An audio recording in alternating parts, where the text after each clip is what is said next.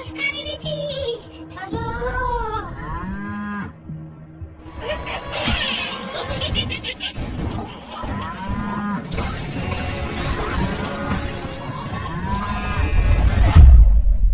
লালি, ধলি, কোথায় গেলি রে তোরা?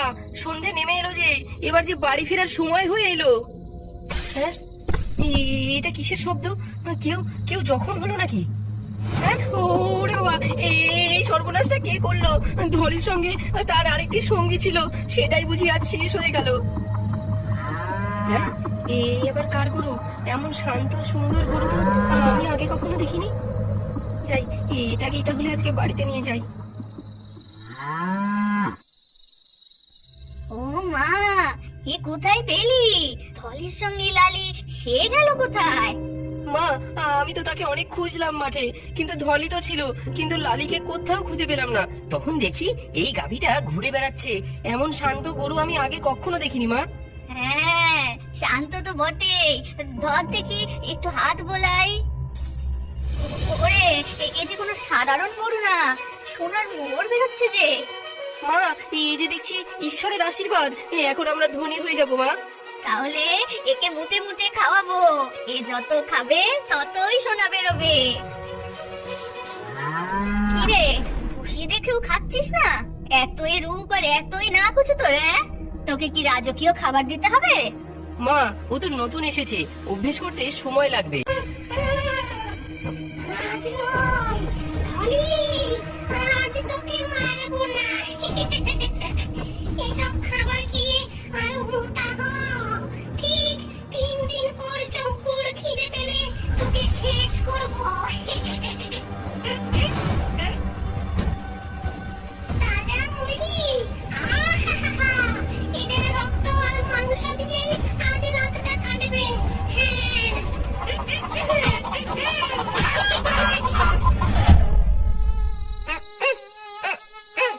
ইস, কি মশার উৎপাত রে বাবা! দাঁড়া, এক্ষুনি ধোয়া দিয়ে তোদের শিক্ষা দিচ্ছি।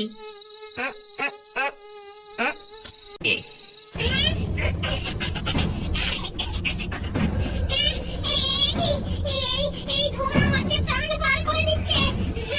কর্কট লাল, মরবি তুই, মরবি। এদিকে এই তো মশাগুলো বাড়াচ্ছে। কে বলেছে আমার বুদ্ধি নেই?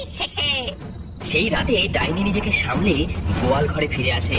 তার চোখে তখন প্রতিশোধের আগুন। এই নতুন গাভীটা তো একেবারে ঠান্ডা দেখছি, আর লালিকেও দেখতে পাচ্ছি না। দিদি তো বলছে ওকে নাকি বেঁচে দিয়েছে।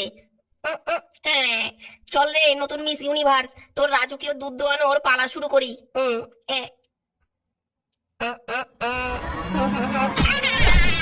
ওরে, এই যে গরু নয়, শত্রুর মিসাইল, আমার কোমর যে গেল রে দাদা।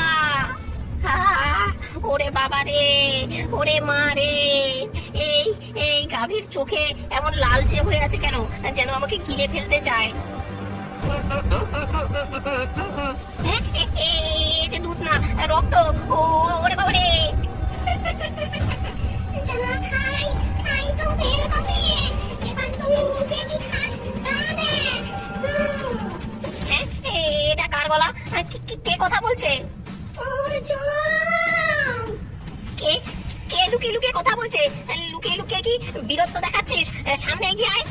গতকাল রাতে আমাকে খোয়ায় মারতে চেয়েছিলি, তাই না? আজ তোকে তার ফল দেখাচ্ছি।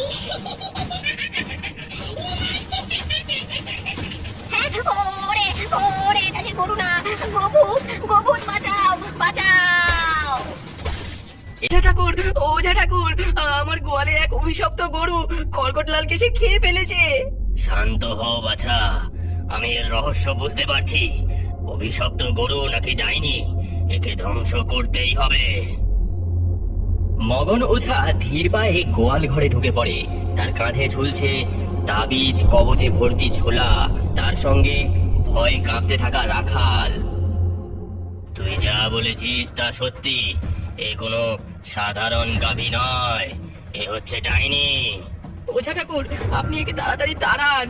ধৈর্য ধর, তাড়াহুড়ো করলে তোদের সবাইকে এই ডাইনি শেষ করে ফেলবে। আগে জানতে হবে এর আসল দুর্বলতা। তারপর একে ধ্বংস করব। ওকে ওঝা, এত রাতে আমার ঘুম ভাঙাতে এলি কেন রে? তুই কি জানিস না আমিও যে তোদের মতোই নিরীহ? নিরীহ? তুই? আর নিরীহ? তুই তো মানুষের সর্বনাশ করতেই এই রূপ নিয়েছিস। ওঝা, তুই এত কষ্ট করে তাবিজ কবজ নিয়ে ঘুরিস কেন? তুই আমার দলে আয়, আমি তোর জীবন ধন ঐশ্বর্যে ভরিয়ে দেব।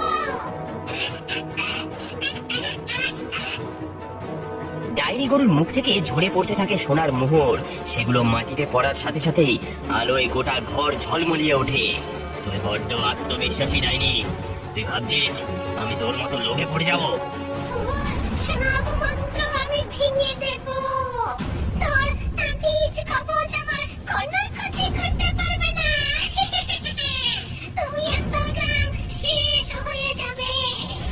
তুই এত শক্তিশালী, তাহলে এই গরুর রূপে কেন? নিজের আসল রূপে থাকতে পারিস না কেন তুই? গরুর রূপে থাকলে মানুষের সন্দেহ হয় না, আর এই রূপে আমি তোদের সহজেই ফাঁকি দিতে পারি। তোর শক্তি তো অসীম, তবে ধর যদি তোর রূপ ভাঙার মন্ত্র কেউ জানে, তখন তুই কি করবি? আমাকে ধ্বংস করতে হলে আমাকে আগুনে পুড়িয়ে ধ্বংস করতে হবে। তবে সেই আগুন তৈরি করতে হবে জল দিয়ে। জল দিয়ে কখনো আগুন তৈরি হয় না, তাই আমিও কোনোদিনই ধ্বংস হব না।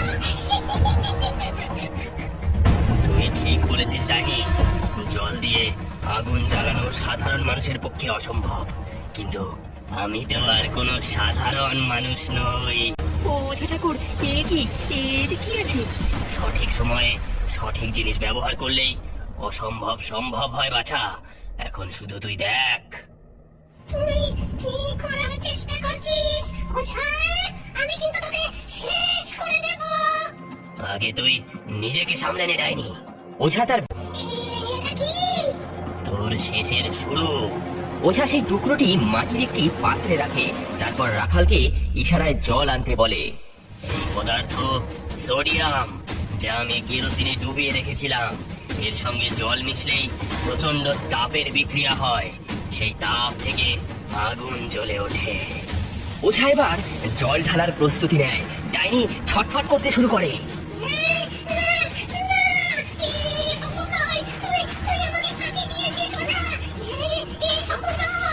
ওঝা এক মুহূর্ত সময় নষ্ট না করে মাটির পাত্রে জল ঢেলে দেয়। সঙ্গে সঙ্গে সোডিয়াম তীব্র তাপ উৎপন্ন করে, আর সেই তাপ থেকে বিশাল আগুনের শিখা জ্বলে ওঠে।